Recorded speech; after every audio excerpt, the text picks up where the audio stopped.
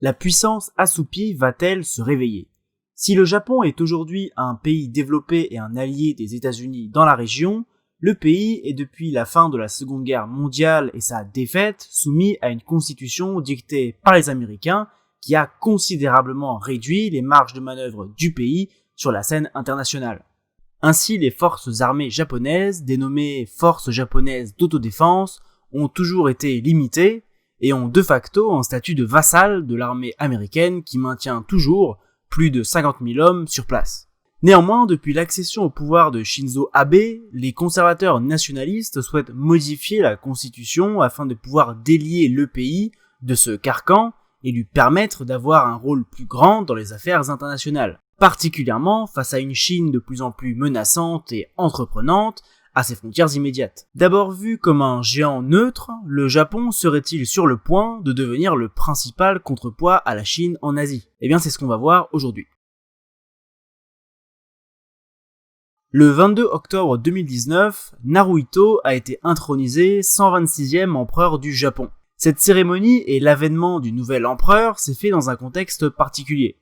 En effet, Shinzo Abe, le premier ministre japonais, va terminer son 3e mandat de 3 ans en septembre 2021. Il sera alors devenu le chef du plus long gouvernement japonais depuis 1945. Ce mandat sera pour lui le dernier et il souhaite mettre en avant au cours des prochains mois un projet qu'il a à cœur depuis plusieurs années, la refonte de la constitution de la paix, limitant les marges de manœuvre militaires du pays depuis l'après-guerre. C'est un projet ambitieux étant donné que beaucoup de Japonais sont encore attachés au pacifisme présent dans la lettre de ce texte.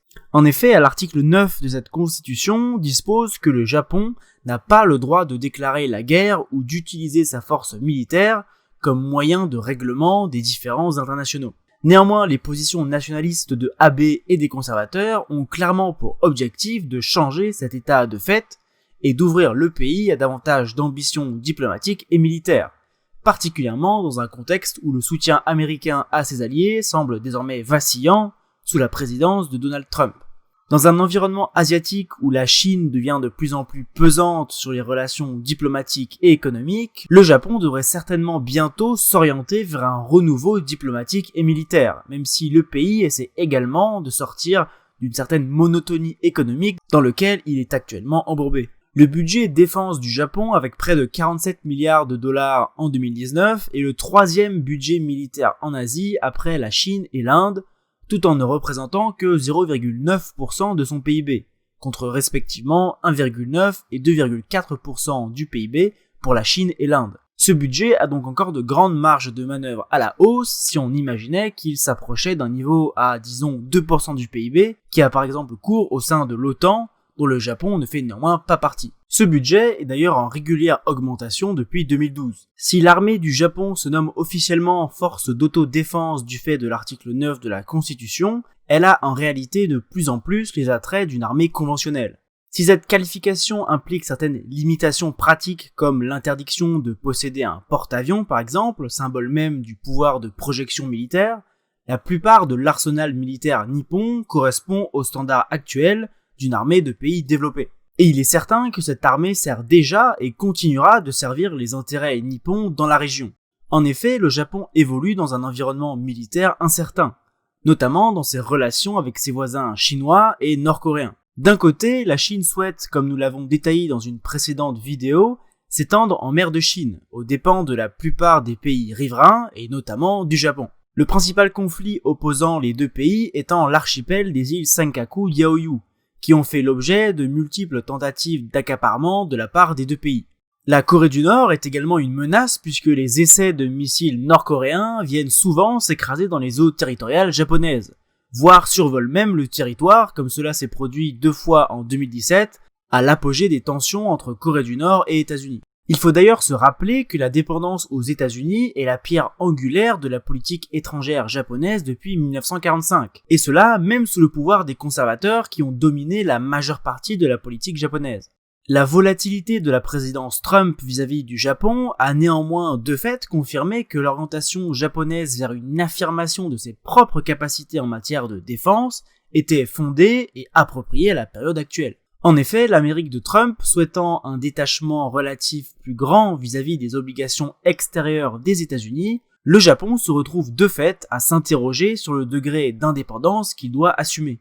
D'ailleurs, sur la côte opposée du Japon, un questionnement similaire d'indépendance, cette fois économique, se pose vis-à-vis de la Chine. En effet, si des tensions militaires et diplomatiques territoriales sont présentes, les échanges économiques avec la Chine sont très nombreux et s'articulent souvent au sein de filières de haute technologie grand public comme l'informatique ou l'électroménager. Si Tokyo souhaite préserver son indépendance économique, par exemple en cherchant d'autres débouchés pour l'approvisionnement en terres rares, aujourd'hui un quasi-monopole chinois, il souhaite également préserver la stabilité régionale nécessaire à la sécurisation des routes maritimes qui lui sont essentielles. Le Japon est en effet un pays qui ne dispose pas de ressources naturelles abondantes, et en conséquence, toute sa richesse créée dépend principalement d'importation de matières premières extérieures.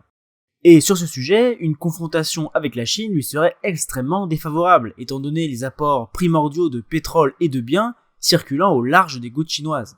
D'un côté comme de l'autre, les Chinois et les Japonais n'ont aucun intérêt à déstabiliser économiquement la région par des tensions militaires trop fortes. C'est d'ailleurs dans cette perspective que le Japon a souhaité participer au projet des nouvelles routes de la soie.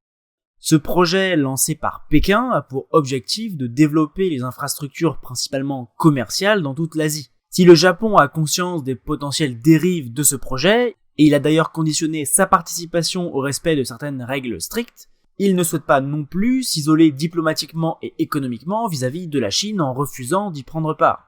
La position japonaise, comme d'ailleurs celle des États-Unis au sein des négociations commerciales, est en réalité un mélange de hérissement et d'interrogation vis-à-vis de la Chine.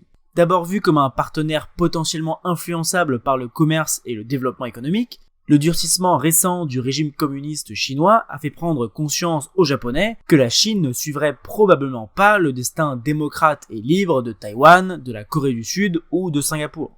Les liens économiques déjà tissés doivent donc désormais s'articuler avec de nouvelles ambitions diplomatiques et territoriales chinoises qui contredisent clairement l'ancienne vision d'un avenir plus apaisé au sujet d'une Chine plus développée.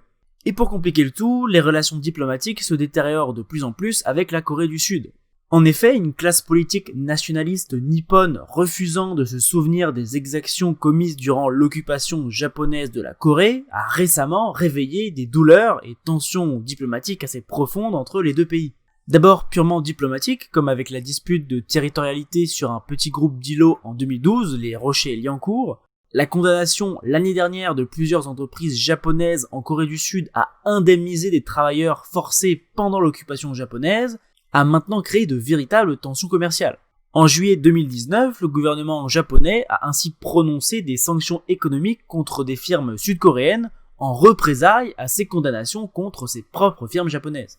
Ces tensions diplomatiques ne sont évidemment pas de bon augure entre deux pays censés être des alliés diplomatiques et militaires au cœur du système d'alliance américain en Asie, et au moment même où la Corée du Nord a commencé à démontrer son intention de ne pas revenir sur ses propres capacités nucléaires. Et ce même à la suite des multiples sommets entre Kim Jong-un et Donald Trump ayant eu lieu ces dernières années.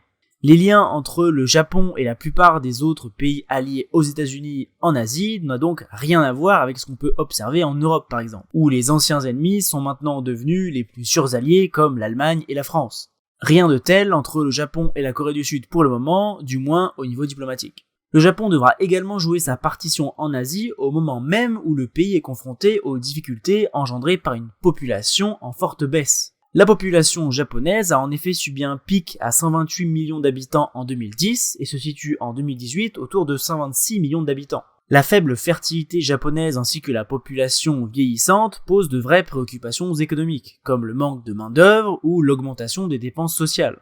En contrepartie, le chômage lui est au plus bas, même si les conditions de travail restent souvent dures, les travailleurs japonais étant souvent classés parmi ceux effectuant le plus grand nombre d'heures travaillées dans le monde. La productivité horaire stagne également quand on la compare à d'autres pays développés. En 2018, la productivité horaire japonaise était d'environ 46 $ contre 72 en France ou aux États-Unis. Ainsi, le futur proche du Japon semble définitivement s'orienter vers une affirmation plus prononcée de sa propre place de puissance régionale en Asie. La puissance endormie va donc certainement s'éveiller. Pour autant, il ne semble pas très probable à ce stade que le Japon adopte une position très agressive vis-à-vis de la Chine. La stratégie plus ou moins consciente de contrepoids et d'encerclement feutré de la Chine qui prévaut actuellement sous l'égide des États-Unis et de leurs alliés se poursuivra certainement. Le Japon ayant ici surtout de fortes chances de jouer de son propre chef un rôle plus actif au sein de ce dispositif, afin de pouvoir réguler les nouvelles ambitions chinoises en Asie, et pourquoi pas refonder doucement sa propre politique d'influence. Si vous avez apprécié cette vidéo, n'hésitez pas à interagir avec elle, avec un pouce en l'air, mais aussi avec votre avis sur le sujet. Ça aide beaucoup à faire grimper la vidéo dans les engrenages de YouTube. Et vous pouvez bien sûr vous abonner à la chaîne et cliquer sur la cloche afin d'être correctement notifié des prochaines vidéos de Condensé.